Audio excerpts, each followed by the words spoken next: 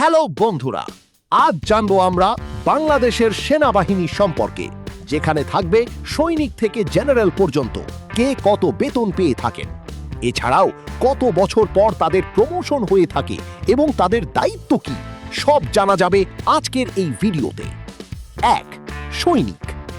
বাংলাদেশ সেনাবাহিনীর মূল শক্তি বলা হয় সৈনিকদের। দেশের নিরাপত্তা, সীমান্ত পাহারা, সামরিক অভিযান, উদ্ধার কাজ সব জায়গাতেই সবচেয়ে বেশি ভূমিকা থাকে এদের। এই পদে যোগ দিতে হলে এসএসসি বা সমমান পরীক্ষায় কমপক্ষে জিপিএ 3.00 থাকতে হয়। এছাড়াও থাকতে হয় শারীরিক যোগ্যতা। ছেলেদের উচ্চতা কমপক্ষে 5 ফুট 4 ইঞ্চি আর মেয়েদের 5 ফুট 2 ইঞ্চি হতে হয়। পাশাপাশি দৌড়, মেডিকেল ও শারীরিক পরীক্ষায় উত্তীর্ণ হওয়া বাধ্যতামূলক। একজন সৈনিক সাধারণত 3 থেকে 5 বছরের মধ্যে ল্যান্স কর্পোরাল বা ল্যান্স নায়ক হওয়ার সুযোগ পায়। আর শুরুতে বেতন, রেশন ও বিভিন্ন ভাতা সহ প্রায় 20 থেকে 30 হাজার টাকা বা তার বেশি হতে পারে। ল্যান্স কর্পোরাল বা ল্যান্স নায়েক, এই পদে একজন সেনা সদস্য ছোট টিম পরিচালনায় সহায়তা করে এবং নতুন সৈনিকদের গাইড করে থাকে। সাধারণত 3 থেকে 4 বছর পর কর্পোরাল হওয়ার সুযোগ আসে। এদের বেতন প্রায় 25 থেকে 35 হাজার টাকা বা তার বেশি হতে পারে। কর্পোরাল। কর্পোরাল পদে একজন সেনা সদস্য একটি ছোট ইউনিট বা টিমের দায়িত্ব পালন করে এবং সৈনিকদের নেতৃত্ব দেয়। সাধারণত 4 থেকে 6 বছরের মধ্যে সার্জেন্ট হওয়ার সুযোগ আসে।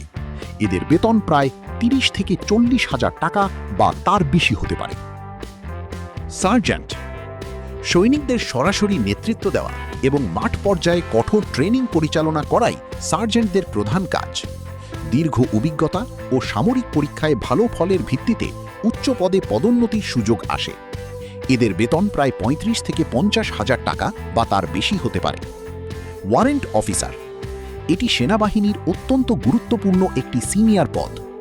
একজন ওয়ারেন্ট অফিসার ইউনিট পরিচালনায় গুরুত্বপূর্ণ ভূমিকা পালন করেন এবং জুনিয়রদের নির্দেশনা দিয়ে থাকেন। এদের বেতন প্রায় 50 থেকে 70 হাজার টাকা বা তার বেশি হতে পারে। আর এখান থেকেই শেষ হয় নন কমিশনড পর্যায়। এরপর শুরু হয় কমিশনড অফিসারদের জগৎ। Second lieutenant. এই পদে আসতে হলে এইচএসসি পাশ করার পর আইএসএসবি পরীক্ষায় উত্তীর্ণ হতে হয়। এরপর বাংলাদেশ মিলিটারি একাডেমি বা বিএমএতে দীর্ঘমেয়াদী কঠোর সামরিক প্রশিক্ষণ সম্পন্ন করতে হয়। একজন সেকেন্ড লেফটেন্যান্ট প্লাটুন পর্যায়ের সৈনিকদের নেতৃত্ব দেন। প্রায় 2 বছর পর লেফটেন্যান্ট হওয়ার সুযোগ আসে। এদের বেতন প্রায় 40 থেকে 60 হাজার টাকা বা তার বেশি হতে পারে। লেফটেন্যান্ট। একজন লেফটেন্যান্ট ছোট ইউনিট পরিচালনা ও সামরিক পরিকল্পনা বাস্তবায়ন করে। সাধারণত 30 থেকে 40 জন সৈনিকের একটি দল নেতৃত্ব দেন। 2 থেকে 4 বছরের মধ্যে ক্যাপ্টেন হওয়ার সুযোগ আসে। এদের বেতন প্রায় 50 থেকে 70 হাজার টাকা বা তার বেশি হতে পারে। ক্যাপ্টেন। ক্যাপ্টেন পদে দায়িত্ব আরও বেড়ে যায়। এরা বড় ইউনিট পরিচালনা ও প্রশাসনিক কাজ সামলান, যেখানে প্রায় 100 থেকে 200 জন সৈনিক থাকতে পারে। সাধারণত 5 থেকে 6 বছর পর মেজর হওয়ার সুযোগ আসে। এদের বেতন প্রায় 60 থেকে 90 হাজার টাকা বা তার বেশি হতে পারে। মেজর। সামরিক পরিকল্পনা, অপারেশন এবং গুরুত্বপূর্ণ দায়িত্ব পরিচালনা করেন একজন মেজর। সাধারণত 5 থেকে 7 বছরের মধ্যে লেফটেন্যান্ট কর্নেল হওয়ার সুযোগ আসে। এদের বেতন প্রায় 80 হাজার থেকে 1.2 লাখ টাকা বা তার বেশি হতে পারে। Lieutenant colonel.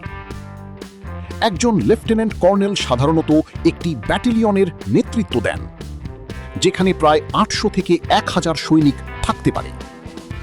এদের বেতন প্রায় 1 থেকে 1.5 লাখ টাকা বা তার বেশি হতে পারে। কর্নেল। একজন কর্নেল বড় সামরিক ইউনিট ও প্রশাসনিক দায়িত্ব পরিচালনা করেন। তাদের অধীনে কয়েক হাজার সৈনিক থাকতে পারে। সাধারণত 2 থেকে 4 বছরের মধ্যে ব্রিগেডিয়ার জেনারেল হওয়ার সুযোগ আসে। এদের বেতন প্রায় 1.3 থেকে 1.8 লাখ টাকা বা তার বেশি হতে পারে। Brigadier general. এরা একটি ব্রিগেড পর্যায়ের বিশাল বাহিনীর নেতৃত্ব দেন। সাধারণত 3 থেকে 5 বছরের মধ্যে মেজর জেনারেল হওয়ার সুযোগ আসে। এদের বেতন প্রায় 1.5 থেকে 2 লাখ টাকা বা তার বেশি হতে পারে। Major general. একজন মেজর জেনারেল ডিভিশন পর্যায়ের সেনা পরিচালনা করেন। এদের নেতৃত্বে থাকে বিশাল সামরিক বাহিনী। সাধারণত 1 থেকে 3 বছরের মধ্যে লেফটেন্যান্ট জেনারেল হওয়ার সুযোগ আসে। এদের বেতন প্রায় 2 লাখ টাকা বা তার বেশি হতে পারে। লেফটেন্যান্ট জেনারেল এটি বাংলাদেশ সেনাবাহিনীর অন্যতম সর্বোচ্চ সক্রিয় পদমর্যাদা। এরা সেনাবাহিনীর অত্যন্ত গুরুত্বপূর্ণ কৌশলগত দায়িত্ব পালন করেন। এদের বেতন প্রায় 2.5 লাখ টাকা বা তার বেশি হতে পারে। জেনারেল সেনাবাহিনী প্রধান এটাই বাংলাদেশ সেনাবাহিনীর সর্বোচ্চ পদ। পুরো সেনাবাহিনীর নেতৃত্ব দেন একজন জেনারেল বা আর্মি চিফ। এছাড়াও তারা পেয়ে থাকেন সরকারি গাড়ি, সরকারি বাসভবন, বিশেষ নিরাপত্তা এবং অন্যান্য রাষ্ট্রীয় সুবিধা। তাদের বেতন প্রায় 3 লাখ টাকা বা তার বেশি হতে পারে। এই ছিল আমাদের সৈনিক থেকে জেনারেল পর্যন্ত কি কেমন দায়িত্ব পালন করেন। ভিডিওটি ভালো লাগলে লাইক, কমেন্ট, সাবস্ক্রাইব করুন। আমাদের সাথে থাকুন।